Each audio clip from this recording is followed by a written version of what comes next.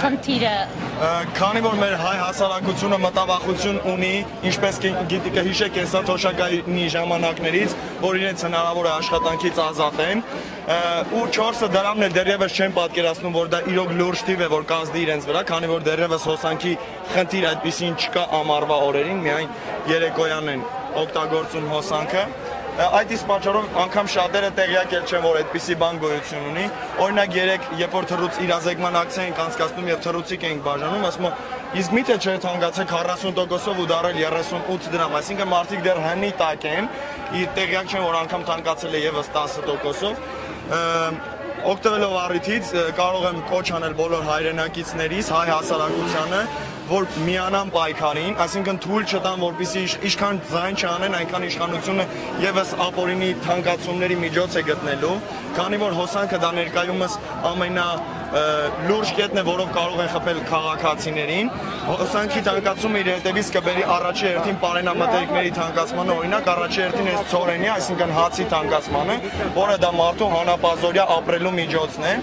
Ուստի հայ ժողովուրդ, իմ հայ եղբայրներ ու քույրներ, բոլորիդ կոչ եմ անում միանալ պայքարին, բարձրացնել ձեր բողոքի ձայնը եւ թույլ չտալ այս ապօրինի իշխանություններին, ինչպես ցանկանան, այնպես վարվեն ժողովրդի հետ։ Քաղաքացին վախեր ունի վաղենակ։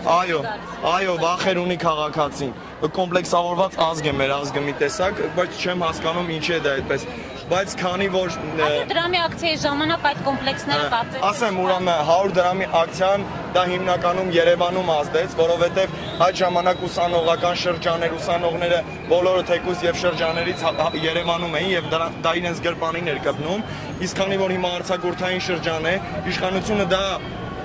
ընդունելով իրեն որպես զենք,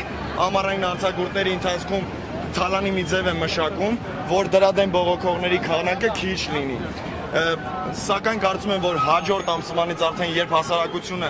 երիտասարդությունը կվերադառնա Երևան ուսանելու, այդ ժամանակ մենք լիքը աշխատանքներ կկատարենք, կոչեր կանենք,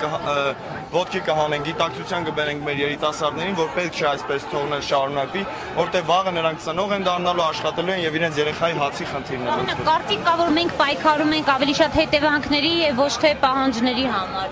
Պատճառի համար։ Պատճառի համար։ Ասեմ, ուրեմն բոլորս էլ գիտակցում ենք ինչքան է դա լինի սոցիալական, լինի հակասահմանադրական, դա ստեղծված է իշխանությունների կողմից այդ ամեն ինչը։ Ինքնըստինքյան մենք պայքարում ենք իշխանության դեմ, սակայն քանի որ չունենք մենք այս պահին ռեալ ուժ, որով մենք մեզ թույլ կտանք դուրս գալ հենց միանգամից իշխանության դեմ, այսինքն իշխանափոխության կոչերով, ես ներկապային դա ընդունում եմ իմ անձնական սուբյեկտիվ կարծիքով ամենամեծ սխալը, քանի որ տեղի կունենա մարտի 1-ից էլ վատ դեպքեր։ Այո, երեք Երևան Զախարյանն ասաց, մի կերպ էլ լինի պիտի մուծեք, հա։ Ես հիշում եմ նաև կուտակայինի հետ կապված ձեր ըմբոստությունը, հա, դատարան։ Այ հնարավոր է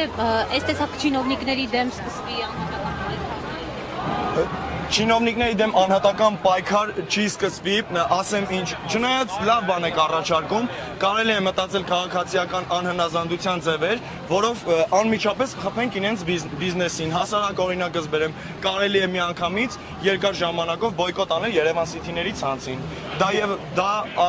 Երևան Սիթիների ցանցը կոնկրետ այս պահին իշխանության գրպանը լցնելու ամենամեծ ուժերից մեկն է։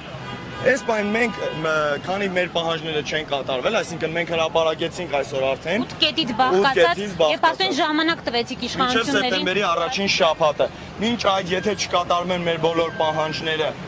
լրիվ ամբողջությամբ, մենք այդ ժամանակ կտանք մեր գնահատականը եւ կասենք մեր հետագա անելիքների մասին, թե ինչպես ենք վարվելու այս իշխանության հետ։ Բանեք, այդ տեսեք դեմ եմ նախաձեռնությունը, որը ակտիվորեն սկսեց պայքարել, ինչ որ մի կետից այսպես թույլատում հիասթափության ալիք նկատվեց։ Հնարավոր է էլեկտրաէներգիայի դեպքում էլ հա շատ արագ մարի է շարժ։ Կարծում եմ մի տեսակ սխալ կարծիք է ձևավորվել, որ դեմեմը թույլացել է դեմեմից հրաժարվել, որովհետև ես ինքս եթե նկատել եք դեմեմ անդամներից եմ, այսպես ասեմ, քանի որ իշխանությունը էլի մեկ անգամ գտավ ճանապարհ մարդկանց իրարից տարանջատելու, այսինքն մասնավոր սեկտորի վրայից 3 տարով իբր թե հանեց ժամանակավոր մինչև 17 թվականը, թողեց պետական սեկտորի վրա, իսկ այս դեպքում գիտակցելով, որ պետական սեկտորը նորից վախենալով իր աշխատանքը կորցնելու մասին համար, իր գրպանի փողը չկորցնելու համար, իր ընտանիքի առօրյան ապահովելու համար, Այս անգամ ինքը դրեց նորից պետականի վրա, որովհետև մինչև այժմ էլ պետականը չէր պայքարել։ Միայն մասնավոր սեկտորի երիտասարդ 74 թվականից ծնված հետո ծնվածներն էին պայքարում։ Այս դեպքում կոնկրետ էլեկտրոէներգիայի հարցում չեմ կարծում, որ այդպիսի խնդիր ենք ունենալու, որովհետև սա տարիքային սահման, ռասայական խտրականություն, այդպիսի ինչ-որ բան չունի։ Դա ազդում է նաև թե ծերերի, թե մանուկների, թե երիտասարդության, թե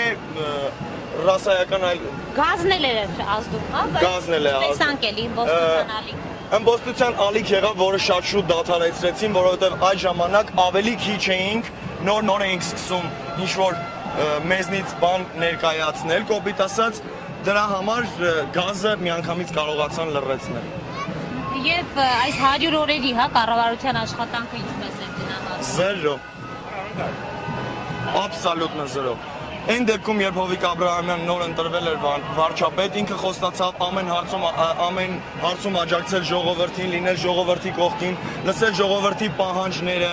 կատարել դրանք հնարավորինս սահմանում, սակայն վերցնելով իր վրա մի գիծ, ասելով ժողովուրդ, ես 100 օր դեռ աշխատում եմ, դուք ինձանից լիքը բան եք պահանջում, մի օրում շատ բան կարելի է փոխել։ Իսկ 100 օրը դա բավականին մեծ ժամկետ է 3 ամիս եւ ավելի, որ կարելի լիներ ինչ-որ բան փոխելու։ Սակայն նա ոչ մի բան չարեց դրանով։ Կուտակայինի ժամանակ դեռևս Բաղրամյան 26-ում մեր միտինգի ժամանակ մոտեցավ մեզ ինքն իր կամքով, որ մենք ընդհանրապես իրեն այդ օրը պահանջ չունեինք ներկայացնելու։ Մոտեցավ մեզ իբր թե երիտասարդության աչքը մտնելու համար, թե երիտասարդություն ջան, ես ձեր կողքին եմ, ես ձեզ ամեն հարցում կաջակցեմ, եկեք բանակցությունների գնանք, բայց այս դեպքում բանակցելու ոչ մի բան չկա։ Սա կոչվում է ոչ թալանին ու պետք է թույլ չտանք, որ թալանեն այլևս ժողովրդին։ Շնորհակալ եմ։